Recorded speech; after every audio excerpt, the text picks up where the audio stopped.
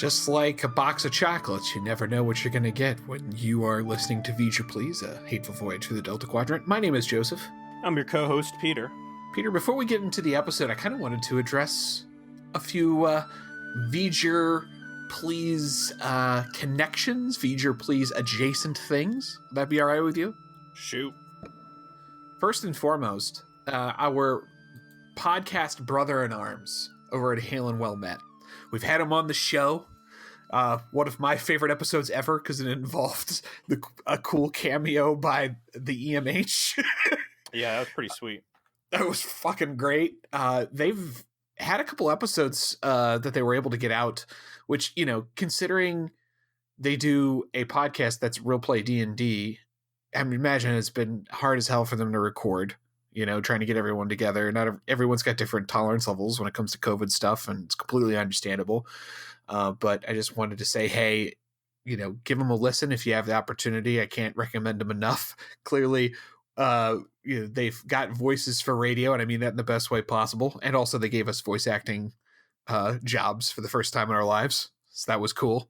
Second, big shout out to Ian and Sarah. Like, we don't say it at the end of every episode, but they are the lovely musicians behind the crappy recorder version of Voyager's theme song that you hear at the beginning and end of every episode of Voyager Please, which they created essentially on a dare and had to record it several times to get it just crappy enough because they just have too much talent.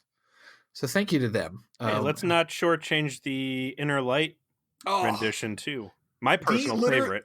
Literally the best reason for Picard's existence was that they did that for us. Yeah. And I still say that the strongest reason to do Enterprise is to hear what they do with their theme song. Like, there's just so much potential value there. And then lastly, if you are a fan of what we're doing here on this podcast, we don't make a big deal out of it, but we do have a Patreon. We keep it kind of low key because we're really just trying to make up our costs for publishing the podcast and recording it, since we do it via some remote software, and it all comes to like a monthly cost. And those costs have gone up a little bit since COVID started. Not as much as you expect, quite frankly, considering I imagine every Tom, Dick, and Harry has started their own show at this point. Literally, Tom and Harry did about Voyager. So if you get a chance, check us out. Voyager Please will find us on Patreon as well. As little as $1 a month can feed a starving podcaster, and we appreciate it. And on that note, Peter, what did we watch this week? Season 6, Episode 6, Riddles. Season 6 fucking sucks, dude. I fucking hate it. Here's what I'm going to say. Okay, I'm ready. I'm here for it. I'm going to say up front that I understand that what we watched is probably objectively bad. Mm-hmm. I really liked it. I get where you're going with this. And Stevie actually agrees with you in that both it's objectively bad and also it was so close to like good in parts that it's forgivable. I'm just unable to get past the thing that we seem to have been stuck on for the last few weeks, which is the show cannot ever get out of second gear when it comes to developing its own characters. And it's like another prime time example of that, just served right up to us one after another. And it is getting frustrating to watch looking at it through that lens. That said, there is so much in specifically what Tim Russ did in this episode that I liked. Yeah, man. And like Ethan Phillips, Neelix, we've been talking about it since probably the tail end of season 5, although the problem really began early season 5, and that's the complete lack of Neelix screen time, which whoever thought that we would be sitting there complaining about that, but you know, he's a strong point to the show for me. And in fact, I was driving to work today and listening to the Barge of the Dead episode, and I don't know what prompted me to think about it there, but Kes, a name we haven't talked about in a long time. And when Kes left the show, we hung on to her for a while because, again, for what I thought was going to be the worst part of Voyager, she turned out to be one of the best. And I know that there's an episode with her, has to be somewhere in season 6 or season 7, because, you know, I know there's one more to go, but it almost feels like Neelix had become the the same level of interaction with the show that Kess was, which is to say nothing. So it felt good to have a Neelix episode front and center. And spoiler alert, if you're not ready to hear the name Tuvix mentioned about 24 times, it's going to be an episode. Can I make a suggestion though? I get where you're about to go with this. And I was thinking to myself as I was reviewing the Memory Alpha and looking over some scenes and considering my thoughts of the episode before we started recording tonight. Can we put Tuvix aside just for the rest of this episode? I get that that's hard to do, but I feel like we have to put it aside because clearly the writers have, right? Like they have decided that shit did not happen. I disagree. And I'll put Tuvix aside, but let me say my piece on this. Okay, fair enough. It feels to me like this is a spiritual successor to Tuvix. And I think that if you could if in your mind's eye, you can manufacture a scene in there somewhere early on where Neelix says, if there's anybody in this crew that knows Tuvok and knows what Tuvok's really about, it's me. And this is why it has to be me that handholds Tuvok through rediscovering himself. I think it works beautifully. So they never say Tuvix. They never mention Tuvix. But we know the history's there. And I think this plays along with the knowledge that these were the same person. These two guys were the same person. They know each other better than anybody else on the crew. And this is why Neelix feels this obligation above and beyond being the other person on the shuttlecraft when the attack happens. So I understand what you're saying, and I want to give it some of that credit, but it's hard when they've just stared Tuvix in the face over and over again when they do these kind of adventures into exploring Neelix and Tuvok's relationship with each other, and they just can't bring themselves even to indirectly reference it. You know what I mean? They do everything in their power to just never be self-referential to that moment in a way that that does feel purposeful. All right, well then don't look to the script writer, don't look to the story, don't look to anything in the writer's room for that, but I believe that it was there for Ethan Phillips as a resource that he drew on in his performance in this. So again, I understand this is objectively bad, but I enjoy it. And I don't know if you want to say maybe there's a certain degree of fan service going on, even if it's a desperate, futile hallucination in my own brain. But for something that was crappy, I found it touching and I enjoyed watching it. So I do want to point out before we get too deep into talking about the episode itself is that this is the directorial debut of Roxann Dawson. So we have made some reference in the past to the propensity for Trek actors to become directors at some point. Frakes very famously got so good at it, he directed some of the Trek movies and has moved on to a career. LeVar has moved on to a career of directing, and Voyager was no slouch when it came to that.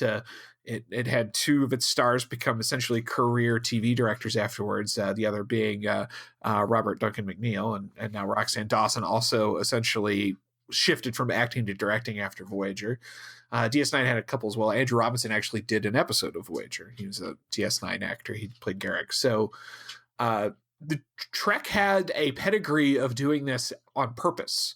If you were an actor, a regular on Trek, and you wanted to be a director, they'd put you through the paces and learn you up on how to be a director and then give you a shot at it. And some people were kind of one and dones. I think Patrick Stewart did one episode of TNG and was like, no, this is not for me. But some people really took to it. They really wanted to as essentially life after acting. And Roxann Dawson is one of those people. This was kind of rough, though. As a first time out, there's some questionable choices when it comes to direction here specifically that was not behind.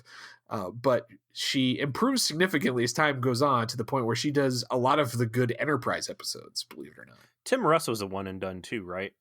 Yeah, he did direct one episode, but I think that was definitely it for him. I would be curious to hear them talk about why they were so willing to train their own directors out of the staff. Like, if that was a perk they needed to keep people interested in being in the Star Trek stable, or if they thought maybe people who were already in that culture could pay better service to the things the fans valued. I don't know. It's interesting, and Robert Duncan McNeil has certainly spoken to it at great length on Delta Flyers, but I've never really heard him say anything as to why that culture was in place, where you really didn't see that in many other TV shows.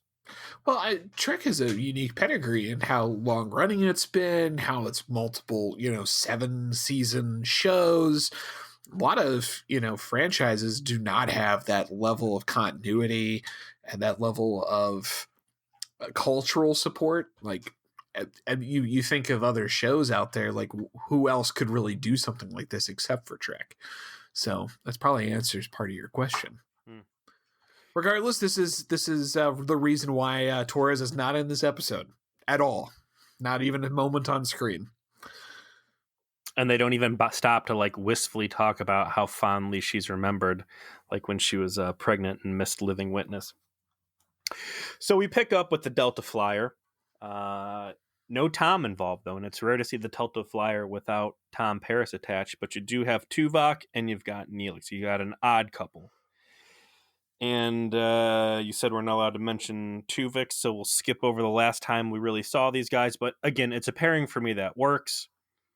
You've got Tuvok trying to stay all business, and you've got Neelix trying to distract him with basically fuck, marry, kill for the 24th century. Only it's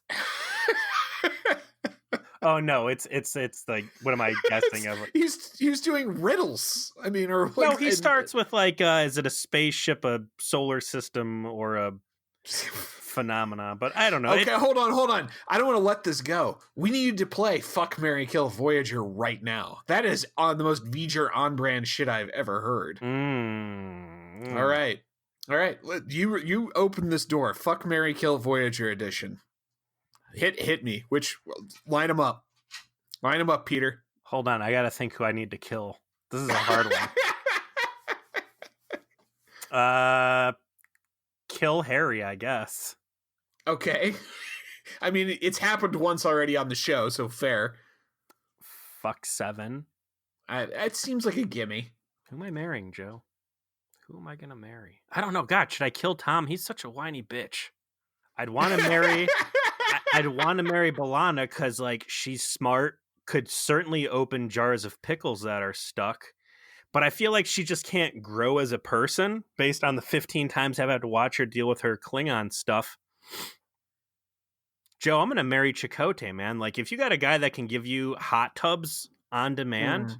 It's true. Yeah. And he's totally okay with, like, if a monkey cock blocks him too. So, that's something in his corner for that. I would F Megan Delaney. Oh, wow. Yeah, I mean, way to stray off the main cast, Joe. All right, respect. Yeah. I would marry Cass, 100%. She's marriage material. Would have to make sure that I kept Harry away from potentially having sex with my children, though. So that's a little weird, but I'm willing to deal with that. And I think I would kill 7 of 9 because she is a Borg, and I do not trust her. That's racist. Fair enough. That's racist. And but you know what? To your point, though, on the Kess, like, I did not think of the perks of being married to a demigod. So, but I'm gonna outlive her, and like that's already a concern, having a wife 5 years my junior. So like that you married younger. Yeah, I don't know if you married up, like Casey is better than you deserve, sir. You know what? And I did too. An Accomplished Super Saiyan might also be better than I deserve, but like if she's not gonna be able to make it past shelf life of 12 years, like you're just setting yourself up for heartbreak.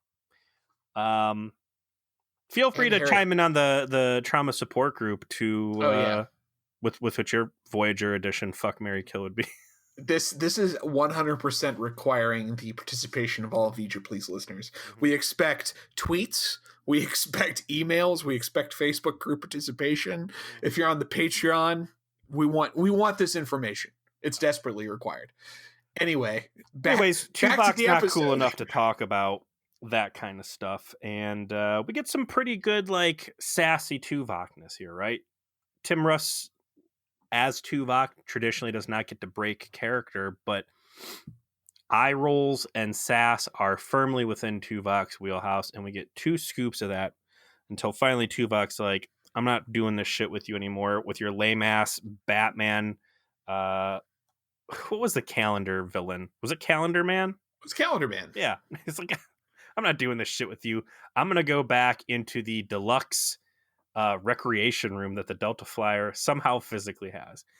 I always like seeing these set pieces. It's cool that they trotted them out.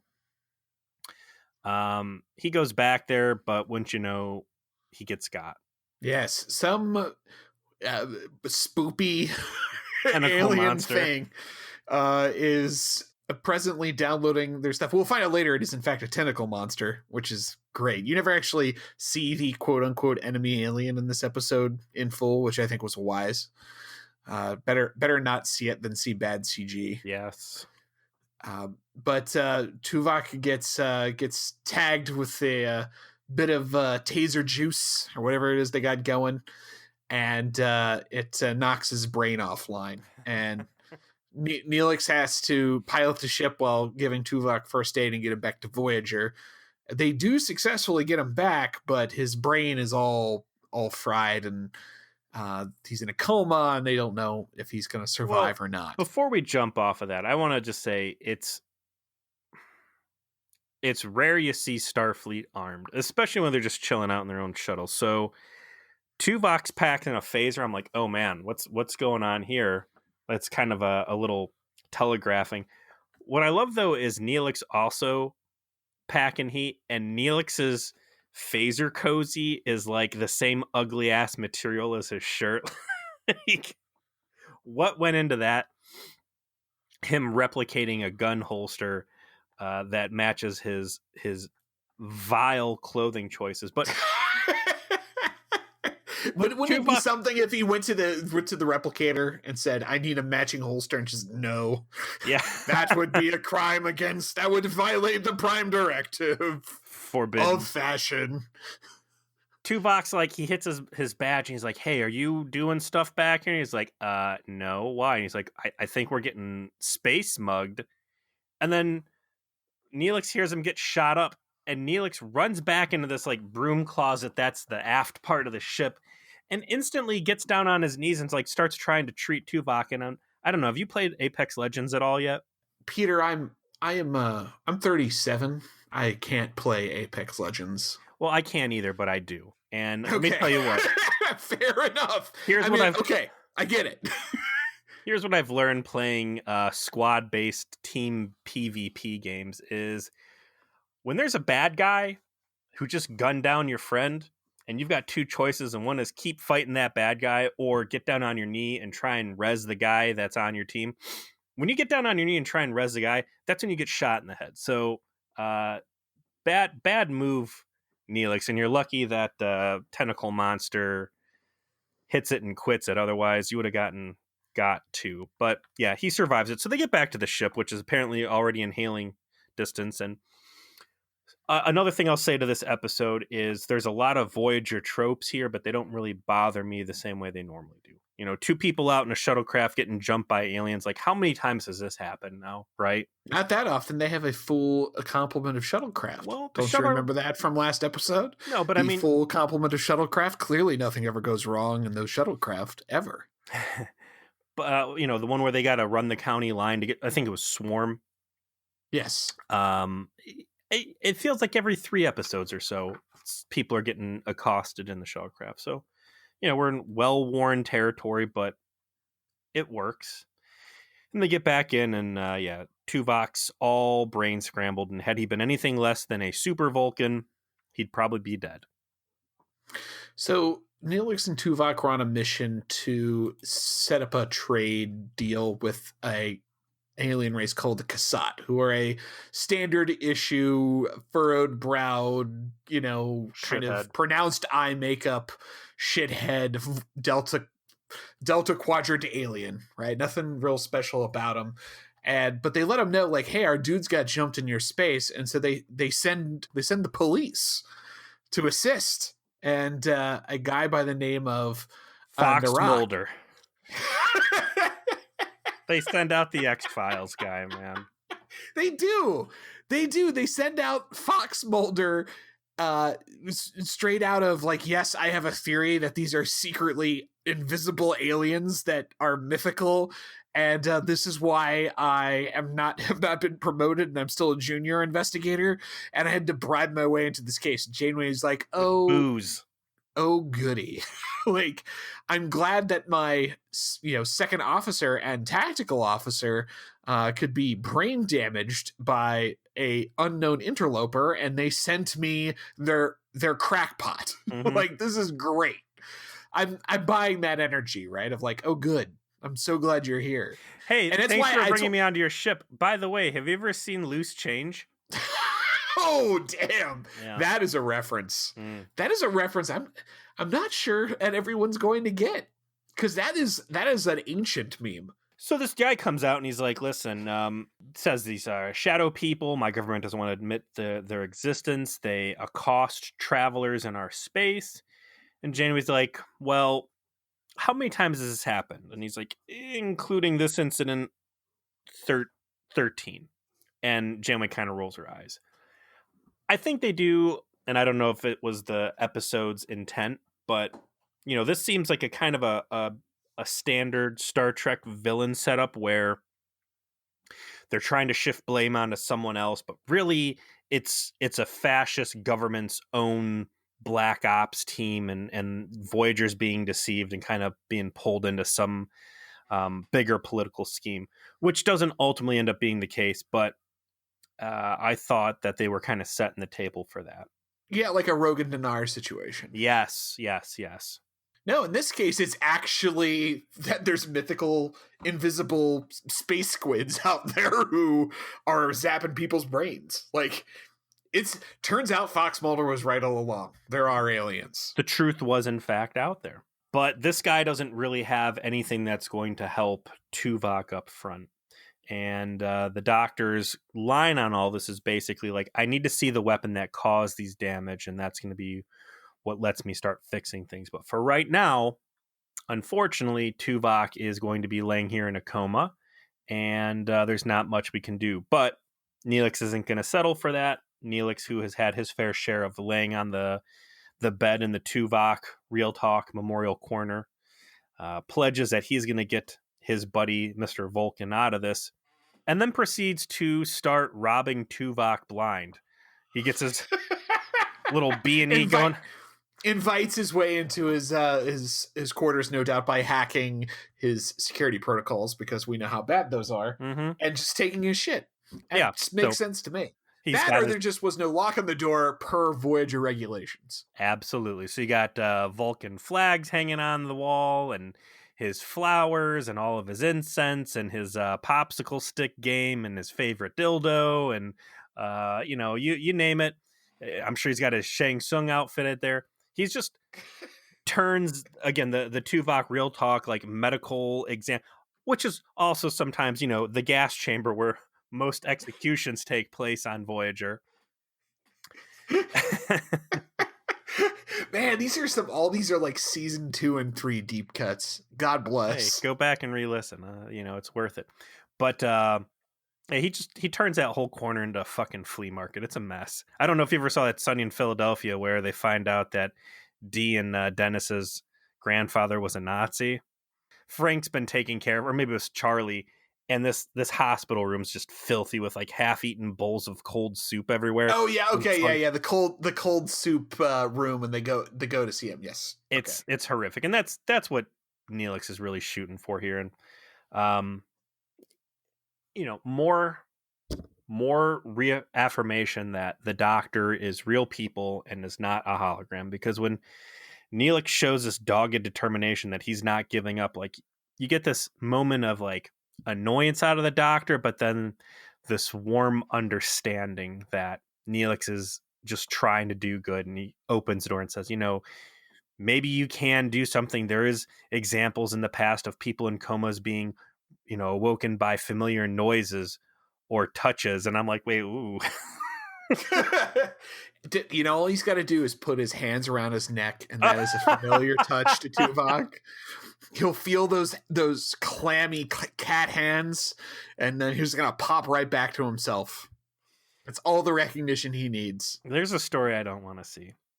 And again, this could have been a much worse episode. Thankfully, we did.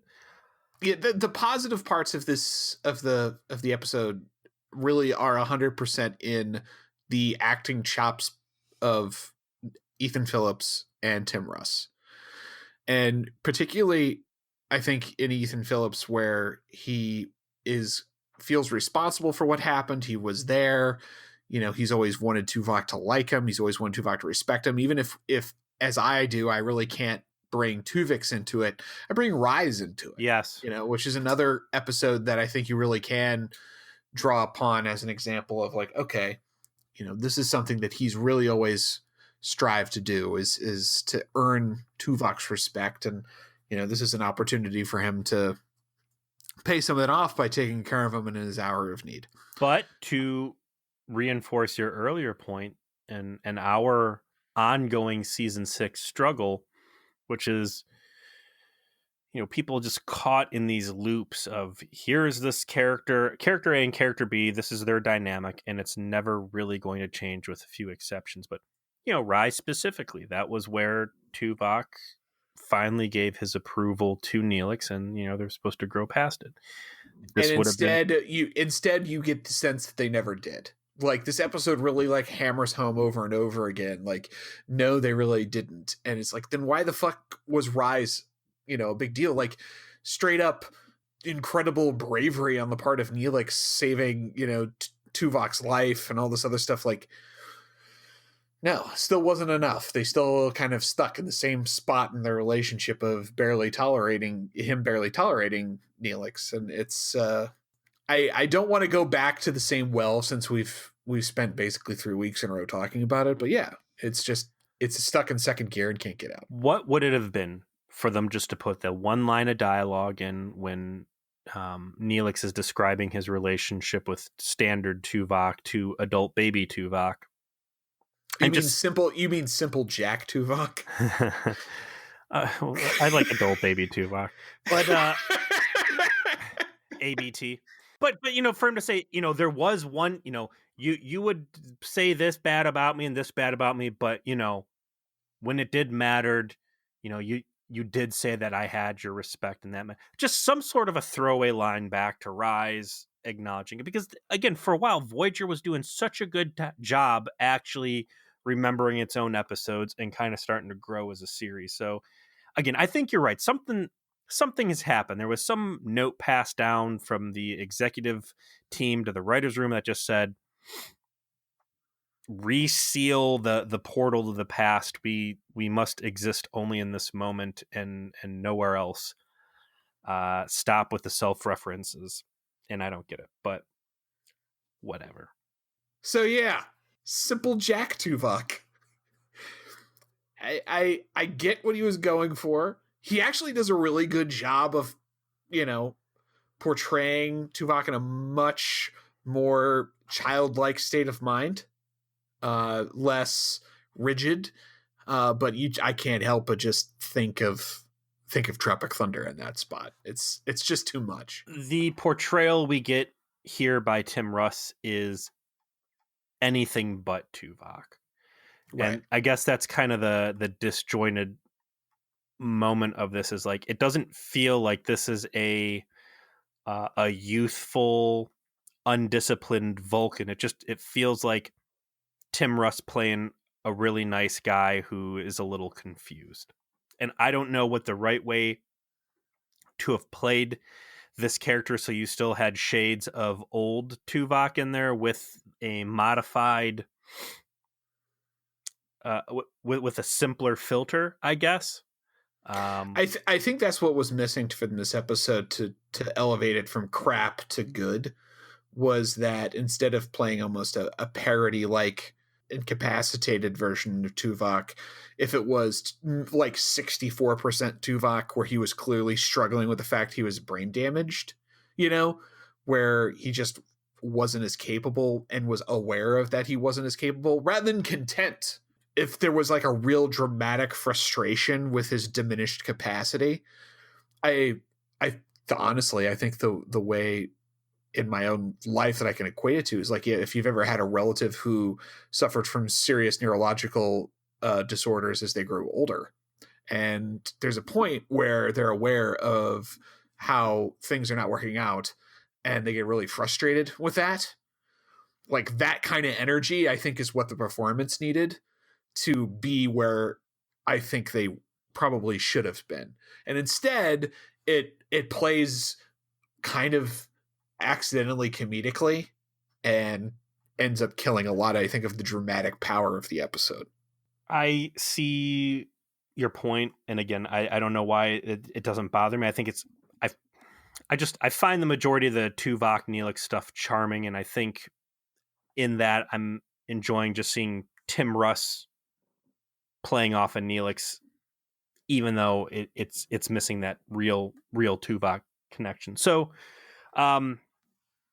Neelix eventually, I don't know, he's playing a bunch of terrible Vulcan death opera or something, and the doctor's like, what's all this shit going on in my sick bay? And they're arguing, and that's the point where Tuvok sits up, but he's got basically amnesia, does not remember anything, and again has the very diminished mental capacity, as well as none of the logic discipline that Tuvok did. So we've got someone who's featuring full-fledged emotions like happiness and smiling, but also getting angry and sometimes shoving Neelix around because it's fun, and I don't blame him.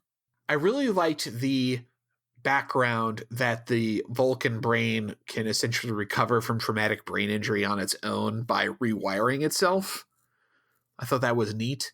Like, that's why he is able to come out of the coma. Like, that's why he didn't die in the first place, right? So the idea that it's such a complex, piece of machinery up there that it will essentially try and jury rig itself so that it can continue to operate. But it's come at a cost, which is where I think that performance kind of note could have changed to, I think, reflect that of, your engine starts, but the cylinder's misfiring,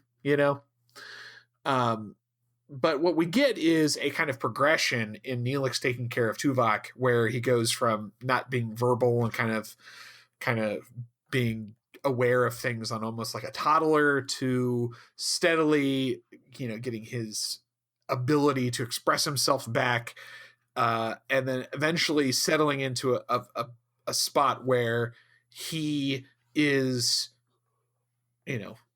downright giddy in his embrace of the kinds of things that Neelix appreciates.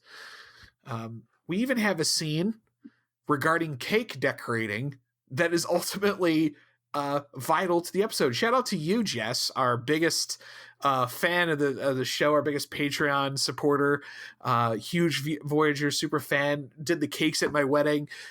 There it is. This is your moment where cake decorating is vital to an episode of Star Trek. Probably first and only time. This one's for you.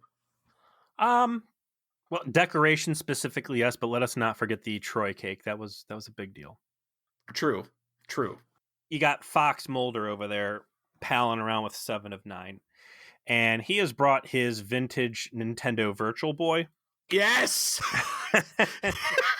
It really looked like that. Yeah, dude. It really did. A reverse, like it was pointing out. The eye holes were pointing outward, like it was in reverse. But it did look like that. And holy shit, did you own a Virtual Boy? No, I wasn't rich, but I do remember that, like, after Nintendo pulled the plug, like KB was selling those things for like KB Toys was selling for like $20 or something ridiculous. Yeah, I wasn't rich either, and I got mine when it was 20. I got the Virtual Boy in one of every game that they made for like $30. And I'm like, oh, this is going to be so cool. I got a whole Nintendo system and all these games to play. I got the Wario game, and I played it for love migraines. I played it for 15 minutes, and I understood what pain truly meant. Holy shit. And you know what was really sad? That Wario game was actually really good. Interesting. I've never even heard of a Wario on Virtual Boy. But anyways, Fox Mulder's like, yeah, listen, I got these goofy conspiracy theories. And also, hey, I brought my homemade inventions with me, and I would love to set them up in your crime scenes and do science. So, hey, Borg lady, let's go check it out. They get over to the Delta Flyer, and he sets up the Virtual Boy and says, with this, we can flood an area with poopy rays, and the cloaking devices that these monsters use, we can kind of illuminate it. And this is the freshest signal we're aware of, so we might get some good luck here. And wouldn't you know, they basically get an outline of this thing where it had attacked Tuvok, and see that like it's kind of like this Jurassic Park moment where Grant's like, oh god, they're traveling in packs. I knew they'd travel. He was like, oh, yeah, they move in herds. They do move in herds. It's got a tentacle. I always knew it was a tentacle monster. All those. I won't continue that thought. No, continue it. Do it. All those blown out buttholes. I knew there was a tentacle. You can't keep that kind of A+ content from our listeners, man. You gotta think of them. I think sometimes there's got to be at least one person out there trying to listen to us around their kids, and if there is, those are some kids who have learned some things. Even if it's me years. listening for quality control, I got to think of myself in this. So they get real excited about it, and they decide that they are going to transport the power of the Virtual Boy home entertainment system to the main deflector. And, then they'll have some tool in their arsenal to try and track these things down. So we skip forward a little bit, and wouldn't you know it, they're ready to bring this main deflector flashlight online, and they're just lucky enough to happen to have a ship directly in front of them that they flash with this thing. And I'm like, well, that's silly. What are the odds that there'd be that one ship there? Well, pretty great, apparently, because it's not just the one ship. There's like 30 ships.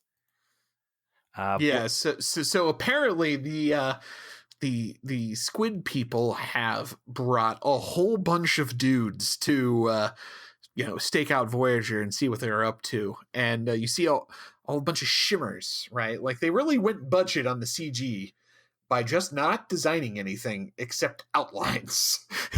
And same for the ships. Like you said, though, like sometimes it's better just to have an amorphic blob kind of half censored out than to really go deep in the paint with bad, clearly defined yet low definition CGI a la Species 8472. So there's a little bit of a space fight. Voyager's flying to try and track one of these things down, and we get the scene with Neelix and Tuvok, where Tuvok starts cowering under a table, and Neelix is kind of like giving him that emotional support, telling him everything's fine.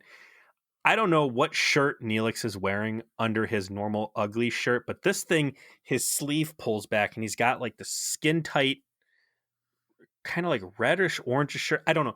It looks like someone's flayed all of the skin off of his arm, and he looks like something out of Hellraiser.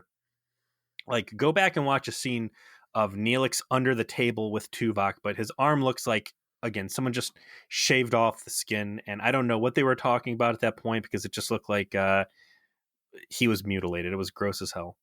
So that's the breakthrough point where Tuvok starts to vocalize, and also kind of where he imprints on Neelix in a way of like, now they're best friends, I guess. And that's kind of where Tuvok's alternative self's journey starts to really branch off of where he is, up to and including a scene where he gets frustrated that he can't be who he was, and as you said, he takes it out on Neelix, gives him a good shove, doesn't Like you go do. for the throat. Doesn't go for the throat, right? Like that part of his brain's still fried. He doesn't understand that he's got a whole simulator for that on the holodeck. But, it's the only place that Neelix didn't know to take him. They really could have brought him back. But, gives him a good super strength shove at one point. This necessitates Neelix going to the mess hall and having a Neelix scene, but instead of having it with Neelix, he has to have it with someone else. So for some reason, it's 7 of 9, which is a strange choice. Not exactly who I would pull out of the Voyager repertoire of potential characters to be the emotional sounding board for Neelix. Had Year of Hell stayed with Voyager and there was actually that strong relationship between Seven and Tuvok, like there could have been some that foundation. They created and played off perfectly in that episode without having to tell you anything about it. Yeah, like then it would have made sense to have her there. If you're just looking for like who can make Neelix feel good and who is also a bro with Neelix, again, Tom Paris and Neelix should be a stronger relationship than they have ended up at this stage in the series. But yeah, I don't know who would have been the best choice here, because Seven does come off as kind of cold, and she's like, yeah, you have to, I don't know, reestablish his logic or, understand that I don't know. I guess it kind of makes sense because she did have to go on a journey of reinventing herself. They find an angle for it, but it's not the right one. Like okay, I get what they tried to put down there with 7 of 9 isn't what she used to be. She had to become something else. But what she became was, I think, inarguably better than what she was. She was an automaton. Now she's a person that retained all those abilities that she had when she was in the Borg, right?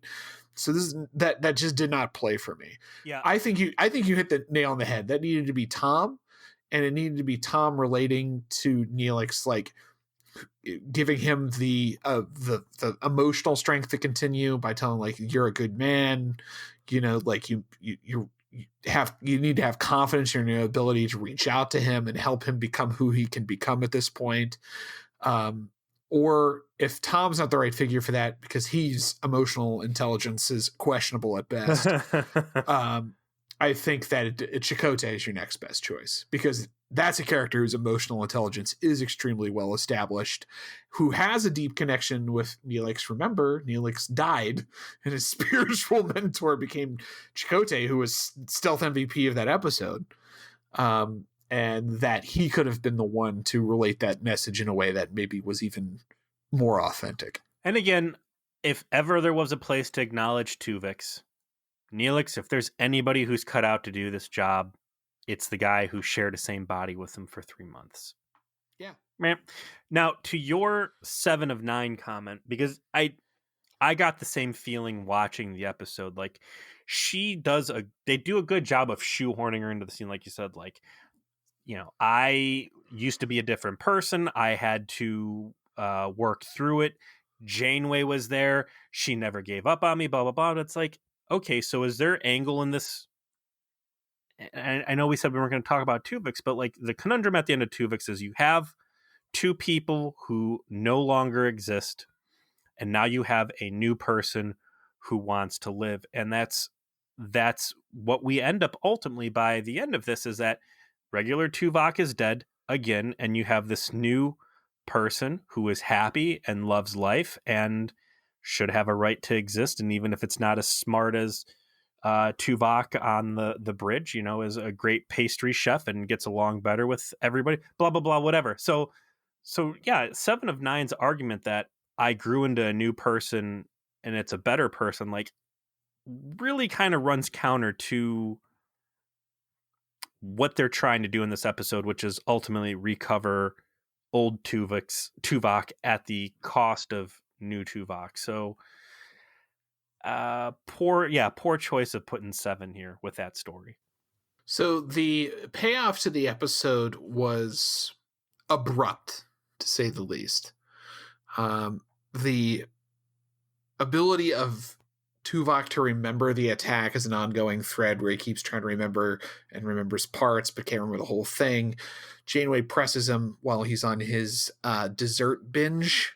Well, which apparently Tuvok is a talented dessert maker, as we find out. Before that, there's a scene in Janeway's ready room where they initially try to probe him, pump him for answers, because they're looking for a shield frequency or something, right? And if you've been upset with season 6 and maybe the tail end of season 5 because there hasn't been any Janeway school of way too close talking, you're in luck here, because the gang's all in on this one, man. You got Tuvok sitting there, you got Fox Mulder over his left shoulder, you got Janeway up his ass, and then you got like Neelix hanging off his back. I haven't seen close talking like this, and I can't remember how long. And that's one of the things that leads to him having a meltdown. But by the time you get to that pastry scene, as Janeway's talking to him, Neelix comes over to kind of like break her off and like, hey, let's not push this. And again, really kind of nurturing, like, maybe we don't need the old Tuvok back. But he starts to shine through. I think the episode is... I don't know if... You tell me, Peter, do you think the episode was trying to say that eventually Tuvok would have came back to his old self no matter what? I'm not sure if the episode was trying to establish that or not by kind of how Tuvok was slowly like rebuilding that capacity. I think it kind of was. And again, I'm that's a shortcoming of this episode is they don't really commit in the right place. Like, I keep getting drawn back to this conundrum now. I was like, Neelix wanted to bring the old Tuvok back out of an obligation to the crew, that because they need an accomplished officer. Neelix also had a very selfish personal desire to have simple Tuvok remain his friend and not be a mean piece of shit. But it never is recognized, like, maybe this new Tuvok is a person who deserves to live and be happy. So, since I really stayed away from all that, I think you're right. And they are saying that one way or another, Tuvok would have pulled him. God, but at the end, though, they had to use the weapon frequency medical procedure in sickbay to actually bring back Tuvok. So I don't know, man. Not enough information on the table. I think you hit on something there, though, which is Tuvok felt so different. He felt like a different character that, like, is there a Tuvix question here of does this character deserve to live? And I think that's ultimately what kept me so out of it. Like, man, you are just, you are a different person. You're not Tuvok. And it just makes this whole thing seem like kind of unreal in a weird way when you're watching a science fiction television show, yet you're like, this just taking me out of it. And it's just too much. It feels like they want to shoot a puppy. Like, when Tuvix died, it's like, man, they're murdering this dude. Like, straight up. What the fuck this is crazier than anything that happened in Threshold. And in this, Neelix and Tuvok are having a conversation. He's like, I like to smile. I don't care about logic. I like being your friend. I like being nice. I like all of these things, and I don't want to be this other person. And they're like, well, you gotta be tough. They don't really give a lot of pushback, but ultimately they march him off to the gas chamber yet again, where they killed Tuvix and where the doctors suffocated countless people in his evil doctor phases, and they lay him down and one person dies and the old Tuvok comes back yet again. The abruptness was particularly noticeable with Fox Mulder, because he just gives up his dream of proving that the tentacle aliens exist to help Tuvok, even though there's nothing to set up that he would be willing to do that, right? Like, he finally realizes his lifelong dream of proving that these guys are real, and then is like, yeah, well, I'll just give up my tech that let me expose you in exchange for you guys helping out these people I barely know. And there's no scene or predicate that suggests why the fuck he would do that. Yeah, so they gear out the sensor array so they're able to better detect these vessels within the sector, and they find a secret cloaked base full of tentacle monsters, and they roll up on it, And Janeway's like, listen, I didn't tell anybody about this yet, but you're going to play ball with me or I'm going to call in the cavalry. And they're like, no, Fox Mulder is too close.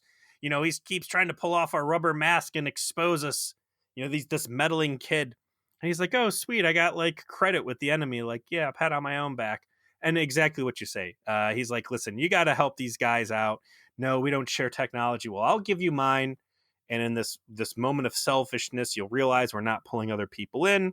You can evolve your technology. And like you said, I'll throw my dream away of exposing your conspiracy to the echelons of my government that already, I'm sure, knows you're there, and Black Goo or whatever else was going on with X-Files at that point. And what they needed there was a moment where they're like, okay, fine. You give us this and we'll help that Vulcan guy out, and that's it. And then they cut comms, and like Fox looks at Janeway's like, you're going to give me sensor records on all the stuff. And like Janeway, like, yeah, totally, dude. Obviously. Yeah, we got you. Don't worry. Obviously, fucking alien tentacle monsters. Like, please, 2 legs or die, bitch. And then, you know, as you mentioned, Tuvok comes back to his real self. He and Neelix have a really weird scene in the mess hall where he kind of doesn't at all acknowledge anything that happened, but makes a joke about the riddle that began the episode. And that's supposed to be Neil, they understand each other better now, which is just would have been way better served by, 3 sentences of genuine dialogue of Tuvok being like, Neelix, I understand, how you attempted to help me and it was appreciated, reserved thanks, acknowledgement would have been so better there than making a joke about eating the sundaes. Like, get fucked. Please go to hell. Either he was making a little wink, wink, nudge, nudge joke of like, hey, the fun me's still in here somewhere. Or it kind of comes off as like, Tuvok's got brain damage. Tuvok actually came out of that with like permanent brain damage, and something is wrong with this dude. But no, yeah, this episode absolutely deserved a heartfelt resolution there, and instead you get this.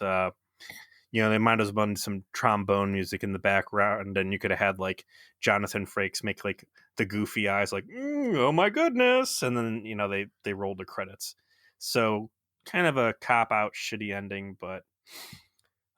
Again, I towards like the last 5 minutes of the episode, I'm like, this should suck ass, but I'm feeling it, and especially compared to the rest of the stuff we've seen in season 6 so far, like there's a lot of mediocre, normal paint by number Voyager stuff here, but it feels good to watch and it works for me. So I'm going to call it a good episode. I cannot. Besides the issue with Tuvok's portrayal as simple Jack Tuvok just being way out there, and the show's inability to really connect to the emotional tissue that it is, building up, just makes it fall apart for me in a way that's deeply unsatisfying and just simply reminds me of the complaint that we've had several weeks running about the show unable to maturely address its own continuity. So to grow, and that's yeah. The way to sum this and up. It's infuriating. It's fucking infuriating because it was close.